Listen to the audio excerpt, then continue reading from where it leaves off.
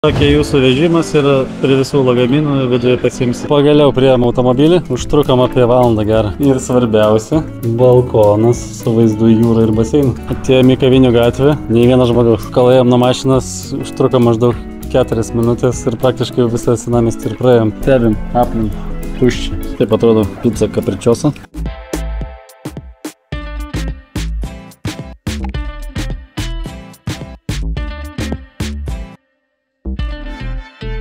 Labas rytas. Labas rytas. Ankstyvas rytas, susikrovėm daiktus ir važiuosim į oro uostą. Ankstyvas, tai ne šiaip su ankstyvas, o dabar yra kiek? Gal 6 rytas? Pusė 6 šiuo metu. Kėliausi 4:45. Tai va, nenufilmavom kambario, o kambarys mūsų va toks kompaktiškas. Vos va tilpa koja praeit. Toks dušiukas, voniukas. Ir viskas. Plius, kai dar tie visi lagaminai prasidaro čionais, vežimas, tai... Tai įsivaizduokit, kaip atrodė viskas, kai viskas buvo iškrauta. Dabar bandysim su viešuoju važiuoti iki Venecijos oro uosto, nes čia kažkaip Uberiai ir Boltai nelabai egzistuoja. Uberis rodo 50 eurų už 10 minučių, net nepilnų, o Bolto nėra iš vis, nei vienas mašinas nerodo. Tai. Ir beje, šis kompaktinis viešbutukas nakčiai kainavo mums 120 eurų maždaug. Brangu. Ir dar vaiko lovytė. Na taip, čia su lovytė. Be lovytės būtų 110. Tai nepigu, nepigu. Prie Venecijos nėra pigu gyventi. Stotelį su tokiu vaizdu laukiam autobusą. Šį kartą nebe vandens, o paprasta, bet nieks neaišku. Lygiai ir 9 kažkiek važiuoja iki oro uostą. Lygiai ir atskiri dar kažkokie be numerių. Pagal Google Maps'as bandysim važiuoti. Kavos. Kavos.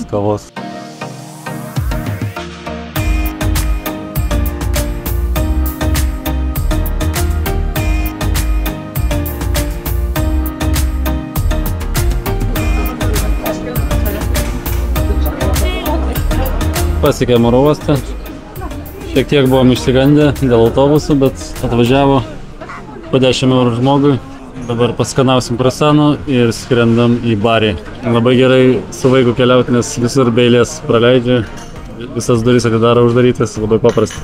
Atskiras tikrinimo punktas patikros laipinimo, tai viską ten su vandeniu galima. Vežėmės vieną termosą 0,5 litro ir paprastą vandens buteliuką su kūdikiu, tai galima viskas okei, ramiai.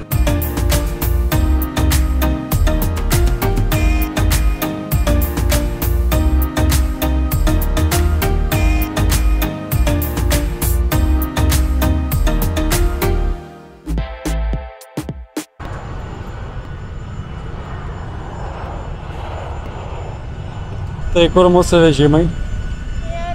Nėra vežimų. Tokia jūsų vežimas ir prie visų lagaminų viduje pasiimsi. Tai nelabai patogu, sakyčiau. Mes anksčiau vaiką iškart pagaldydavom į vežimą ir važiuoja savaime. O dabar į tą autobusą su 2 lagaminais tašė, aš vaikas ant rankų, pilnas autobusas dar ten grivinėjo. Nėra kaip laikytis, kai lagaminus vienas vaikin, tai. Dabar va tai belaukiam. Matai.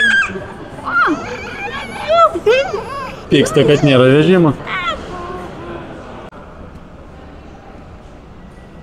Va, mums dėdė parodė, kad reikia čionais ateit pasiimti.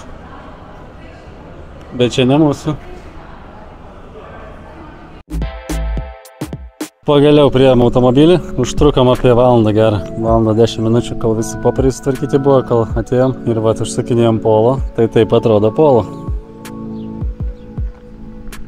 Sakė, galima nežiūrėti mašinas, pilnas draudimas yra, jums svarbu tik tai bakas. Tai va, kažkais, naujas, geras, geriau nei Polo tikriausiai. Važiuojam iki viešbučio. Rida 6000.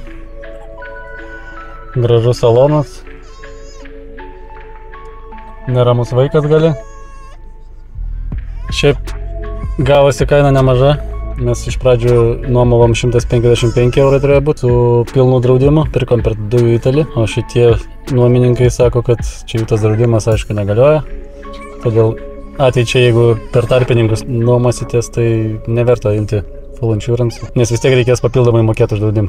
Sakė, galite nuomotis mašiną už 155, kaip ir buvo parašyta, tada depozitas 500, bet už tai, jeigu kažkas atsitiks, tai turėsit viską sumokėti, o po to aiškintis to draudimo. O dabar sakė, tiesiog galit mašinas nežiūrėti, sėdat, važiuojat, už viską atsako mes ir tiek. Aišku, dabar išbrango iki 366 eurų. Bet geresnė mašina, tai neliūdim, važiuojam į viešbutį.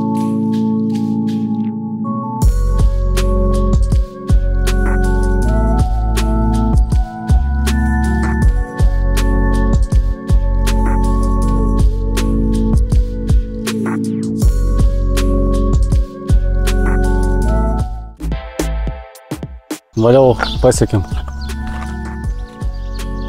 Aplinka labai graži viešbučia, jau viskas sustvarkėm, iškart davė, net nereikia laukti nei vakarą. Ten rašė, kad čekinas yra nuo 4 valandų, tai atvažiavom dabar 12 ir viskas yra. Yra kažkokių paplūdimio kavinių, bariukų, tai vakare nueisim pasivaikščiot, pažiūrėsim kaip tenais. O dabar einam žiūrėti kambarą. Mes labai stebėjomės, kodėl tokia maža kaina ta viešbučia, nes gavosi už 4 naktis 300 eurų. Čia jau su mokesčiais tais miesto. Pradedam nuo tualeto.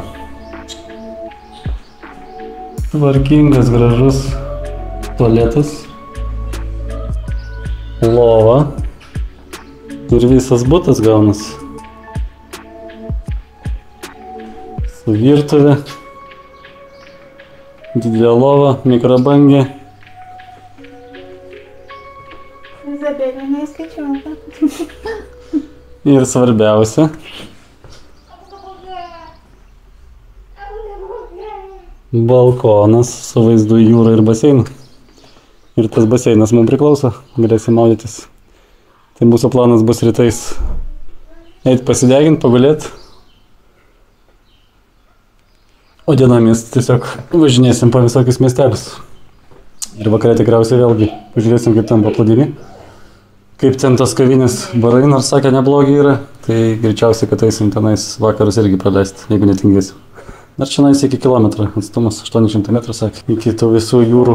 Labai gera vieta. Aišku, būtina turėti mašiną, nes čia su autobusais neišeis privažiuoti. Čia nuo bario 100, gal 10 km gausi.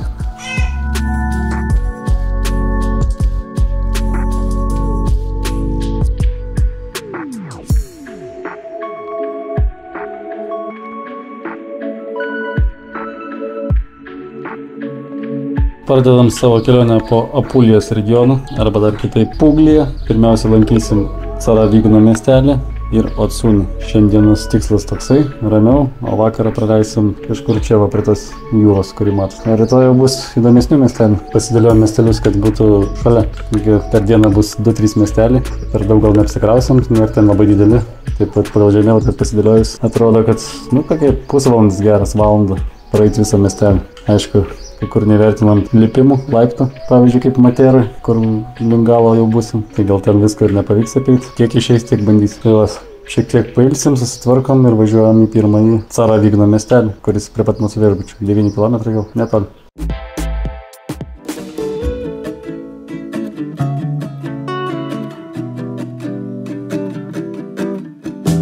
Pasiekėm Caravigno, Caravigno miestelį, nežinau kaip vadinasi. Tik 17 000 gyventojų čia gyvena, nedidelis, bet lyg ir pakankamai mėgstamas turistų centras, labai gražus senamiestis, kažkokie pilim, bažnyčiom.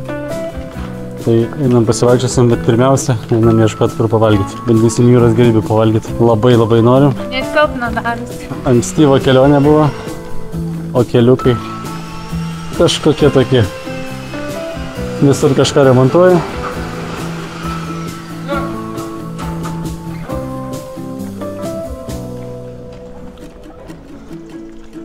Po pietų daugiau pasivaikščiosim, pažiūrėsim, kokie čia tie objektai žymesni.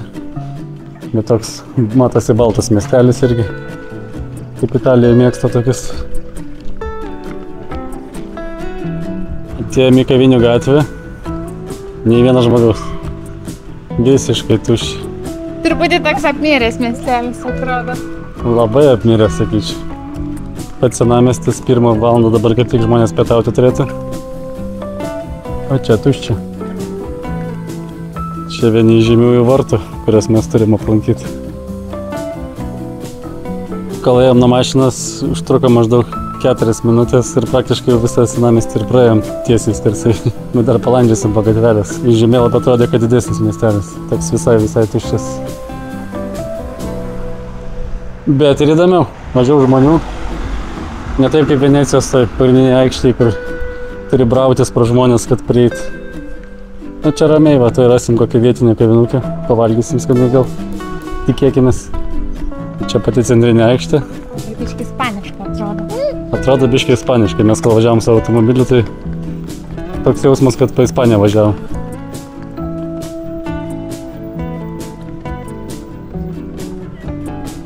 Nu va, pirma kavinukė su 2 žmonėm. Gal tai ženklas. O čia pagrindinė aikštė yra miestelė.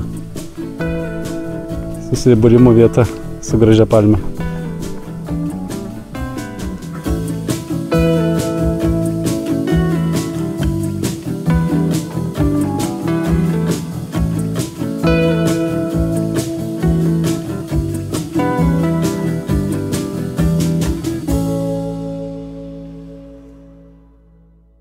Vargas čia yra su maistu, žinokit. Jau praėjom visas aplinkinės kavinės esančias ir egzistuojančias. Seafoodo nėra, tik viena pizzerija veikia. O čia bar.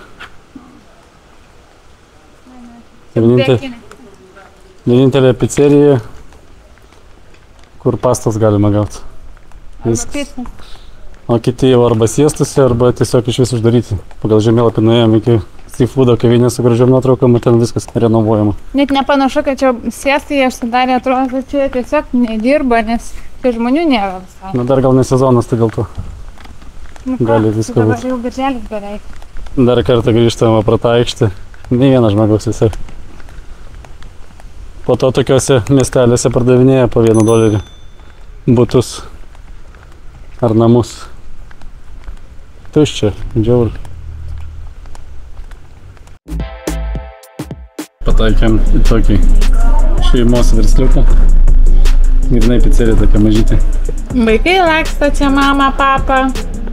Be žmonių visiškai. Tokia vietelė. Pizzas mažas arba didelis, bet už tą mažą 6 eurų arba 5 eurų arba 7 eurų. Maža pizza. Dar kažkokių krevečių pasiėmėm, tai tu atneš. Nu ir stebim aplink. Tuščia. Dar vieni žmonės prie staliuko sėdi, kurie turbūt irgi niekur nesurado, kur valgyti. Nes matosi irgi, kad turistai, ne italai.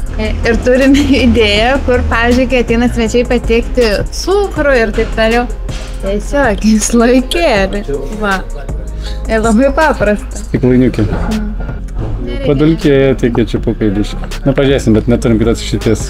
Kažkaip miestelis netokius įspūdžius suteikia, kaip prieš tai tikėjom. Bet šiaip gražus iš tikrųjų. Gražus, pats miestas tai gražus. Toks senovinis, toks pasitrinęs šiek tiek, bet fainai. Nes jis toks baltas. Pavalgom ir eisim, tada ratuką tokį praeisim. Paslankėsim po gatvelės siauras.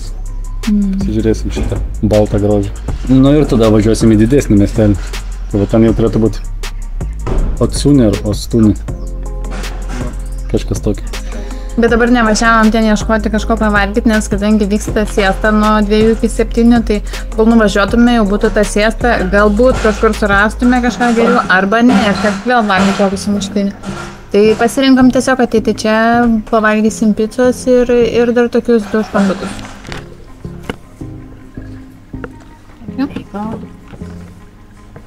Tai būtų vieni iš jų bulvinukai tiesiog paprasti.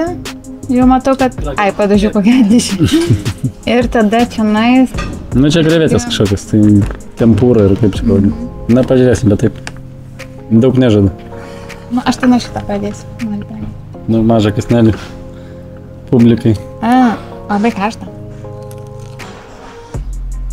Kas vidry? Aš mažu kaip tas naktis vadinu. Bet ne krevetės? Ne. Nu kaip tai? Ne pirštelių žuvės. Kaip vadinasi? Žuvės pirštelė? Ne. Tai ne žuvės piršteliai, čia tie... Krabų lazdelės. Žodžiu, krabų lazdelės tešlom. Skanaus. Na, mes dar picos laukiam. Taip atrodo pizza capricciosa. Pizza su sosiska. Sosiskom. Sosičioska mūsų. Manim. Čia su padažiuku patvalo maninukas. Nu, kaip namuose. Pėdė yra skirtingi. Man tai visai patinka. Jo, viskas kaip namuose. Skanaus. Dar kartą.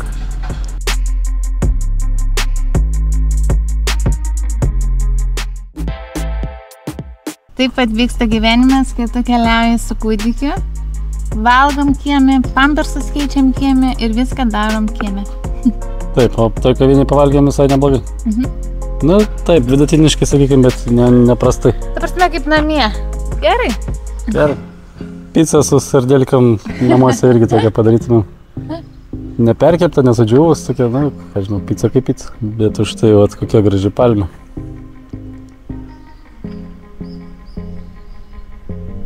Kaip matom, žmonių miestelėje nepadaugėjo, tai nieks nemaišys vaikščioti.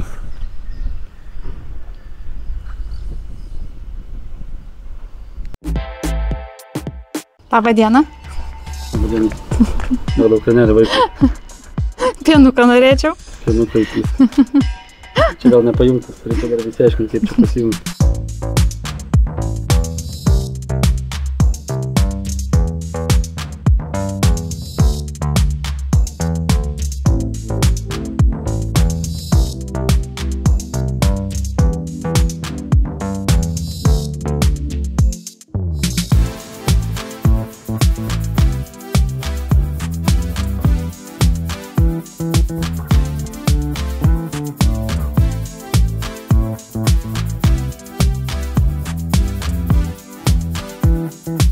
Korovigno pilis 12 amžiaus su labai geru vaizdu, nes ant kalvos pastatyta. Matosi visas miestas. Viduj. Čia irgi nieks negyvena. Ne, nieks negyvena.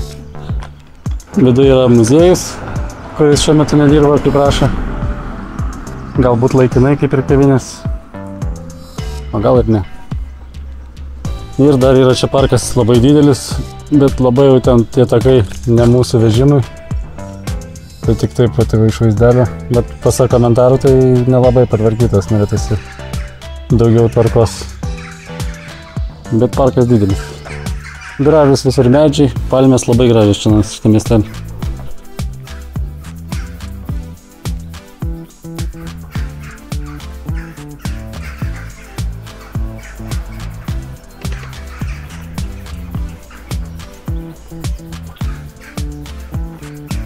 Nu, va, matosi, kokie vaizdeliai atsiveria, tai šitas pilies aukščiau dar geriau turėtų viskas atrodyti. Didelė pilis, nu čia šitą miestelio tikriausiai pažiba, bet net ir jį nepritraukia tiek turistų, kad čia klestėtų viskas. Ne, nes žmonių tai visiškai nėra. Visiškai miręs, o sezono metu manau, kad čia iš vis dar karščiau. Nors kas keista, dabar rodo 23 laipsnių, o toks karštis.